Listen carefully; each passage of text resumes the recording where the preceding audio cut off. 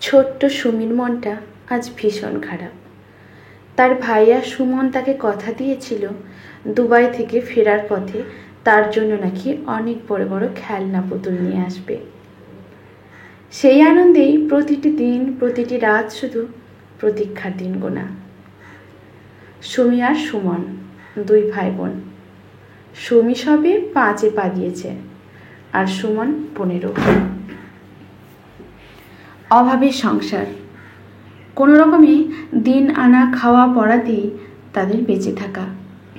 মায়ের শরীর অসুস্থ থাকায় সেরকম খাটাখাটনি করতে পারে না, তাই এই বয়সেই পাশের বাড়ির এক আত্মীয় কাশেম চাচার সাথে কাজের তাগিদেই বছরখানেক হলো দুবাই পাড়ি দিয়েছিল সুমন।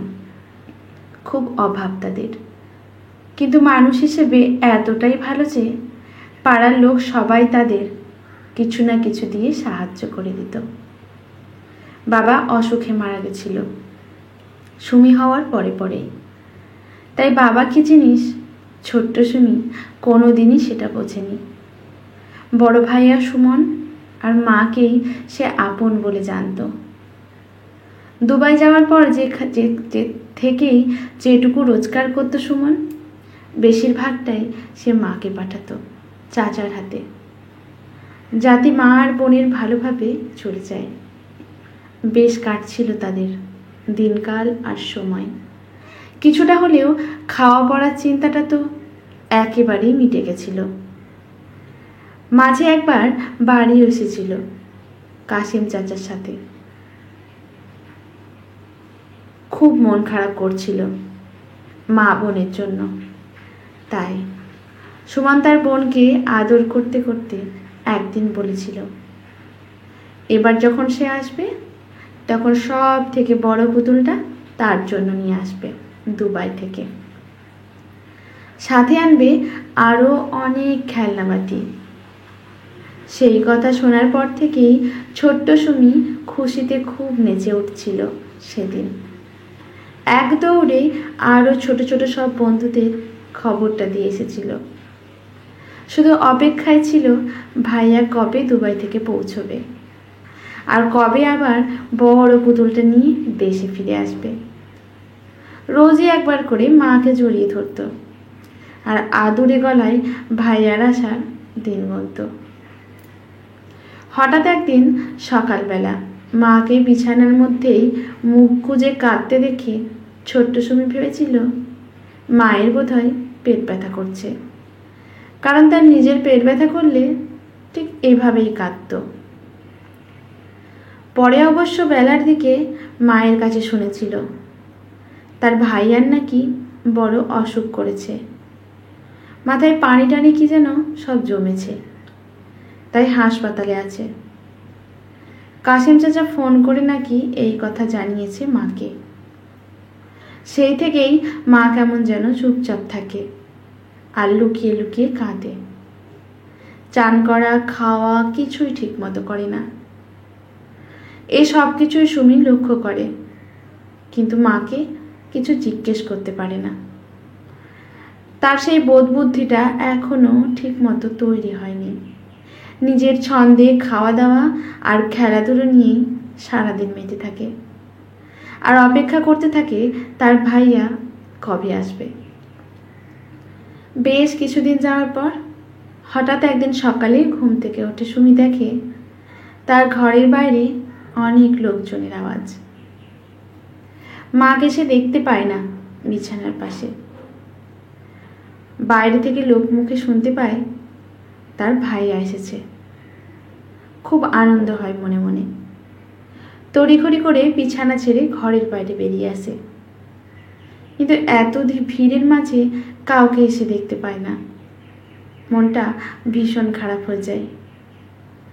এক কোণে চুপটি করে বসে আর ভাবে ভাইয়া যে তার জন্য সব থেকে বড় পুতুলটা আনবে বলেছিল দুবাই থেকে, তাহলে সেটা আগে না দিয়ে কোথায় সব লুকিয়ে পড়ল। মা কেউ তো কাছাকাছি কোথাও দেখতে পাচ্ছে না, তাহলে সব গেল কোথায়। ভীষণ রাগ হচ্ছে এবার সুমির। ভাইয়া এসেছে বলে বাড়িতে কত ভিড় জমেছে, মাও আজকাল তাকে আর আগের মতো ভালোবাসে না, একটুও খোঁজ নিচ্ছে না সে ঘুম থেকে উঠেছে কিনা, কিছু খেয়েছে কিনা। রাগে গদগদ করে ভিড় ঠেলে এগিয়ে যেতেই দেখল ওই দূরে চুপ করে বসে মা কি জানি মুখে বিড়বিড় করছে, আর একটা বড় বাক্সই হাত বোলাচ্ছে, আর সবাই ভাইয়ার নাম নিয়ে কি সব যেন বলছে আর চোখ মুছছে। সে কিছুই বুঝতে পারছে না। ভাইয়া আসার খুশিতে সবাই এরকম করছে কেন? কিন্তু ভাইয়া কোথায়? তাকে তো দেখতে পাচ্ছে না। তাহলে কি ভাইয়া পুতুল আনেনি, খালি হাতে এসেছে? 7-5 ভেবে খুব রাগ হচ্ছে সুমির এবার। তাই কাউকে কিচ্ছু না বলে আবার এক কোণে গিয়ে চুপ করে বসে পড়ে।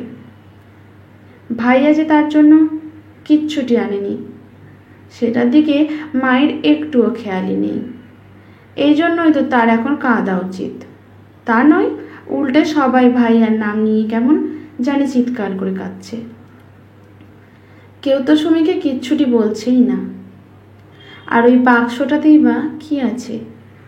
সবাই বাক্সটা ধরেই কাঁদছেই বা কেন? কি আছে ওই বাক্সের মধ্যে? তাহলে কি সত্যিই ভাইয়া পুতুল আনেনি? পাছে তার বোন খুব কান্নাকাটি করবে সেই ভয়ে সে নিজেকে ওই বাক্সের মধ্যে লুকিয়ে নিয়ে এসেছে। রাগ তো আরও বাড়ছে সুমির।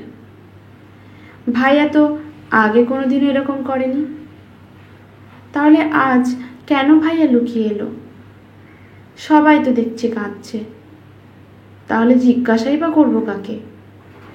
মাকেও তো সবাই ঘিরে বসে আছে, এত ভিড়ে মায়ের কাছেও তো যেতে পারছে না। সবাই এভাবে কাঁদছেটাই বা কেন? হাজার প্রশ্ন এখন ছোট্ট সুমিকে ঘিরে। এবার সে রীতিমতো ঘাবড়ে যায়। এক ছুটে সবাইকে ঠেলে কোনো রকমে মায়ের কাছে পৌঁছয়, আর কোলে গিয়ে মাকে চাপটে ধরে বসে। দেখে মা তখনও কাঁদছে আর সামনে রাখা বড় বাক্সটায় হাত বোলাচ্ছে। সবাই মাকে ঘিরে আছে। সুমি তখনও মায়ের কোলে বসে কাঁধের মধ্যে মুখ গুজে আছে, আর লোক মুখে কানাফুসি শুনতে পাচ্ছে যে তার ভাইয়া নাকি ফিরে এসেছে, আর এখন সে ঘুমোচ্ছে। সুমি ভাবছে ভাইয়া যদি ফিরেই আসে তাহলে কেনই বা তাকে আদর করছে না, সামনে আসছে না? কেনই বা তার সাথে দেখা না করে এখনো ঘুমোচ্ছে? সত্যিই তাহলে পুতুল আনতে পারেনি বলে কি এত লুকোচুরি? মনটা ভীষণ খারাপ হয়ে গেল ছোট্ট সুমির। তখনও মাকে চাপটে ধরে আছে। অনেকজনেরই মুখেই ফিসফিসিয়ে বলতে শুনছে, এত ভালো ছেলেটা তার মায়ের কোল ফাঁকা করে চলে গেল না ফেরার দেশে। কেন কাঁদছে সবাই? ভাইয়া কোথায় চলে গেল? না ফেরার দেশ কোনটা? হাজার প্রশ্ন এখন ছোট্ট সুমিকে কাঁটা তারের বেড়ার মতো বিদ্ধ করছে। এবার সে একটু ভয় পেয়ে গেছে। কাঁদো কাঁদো মুখে মা মা বলে ডেকে উঠল দুবার। কিন্তু হায় রে পোড়া কপাল, অভাগিনী সেই মায়ের কোনো কিছুতেই হোঁশ বা নজর নেই, শুধু ওই বাক্সটা ছাড়া। মৃত্যু সবচেয়ে বড় দাগা দিয়ে যায় কাছের মানুষগুলোকে। তারা বয়ে বেড়ায় এই অসহ্য বেদনার ভার। বাকিটা জীবন ধরে চাপা কষ্ট তাড়িয়ে বেড়ায়, না জানি স্বস্তির ঠিকানার সম্মতি মিলবে কবে। এরকম হাজার হাজার অভাগা সুমি এখনো অপেক্ষায় তার প্রিয়জনদের ফেরার আশায়। কিন্তু যে বা যারা না ফেরার দেশে চিরকালের মতো হারিয়ে যায়, সে বড় অসহায় হয়ে পৃথিবী ছাড়ে আপনজনদের ছাড়ায়। সে কথা আর কে কাকে বোঝায়? তাই ছোট্ট অবুঝ সুমি আজও অপেক্ষারত তার প্রিয় ভাইয়া সুমনের অপেক্ষায়। আজকের গল্পটি এখানেই সমাপ্ত। লেখকের প্রতি শ্রদ্ধা জানিয়ে লাইক, শেয়ার, কমেন্ট করে পাশে থাকবেন। ধন্যবাদ।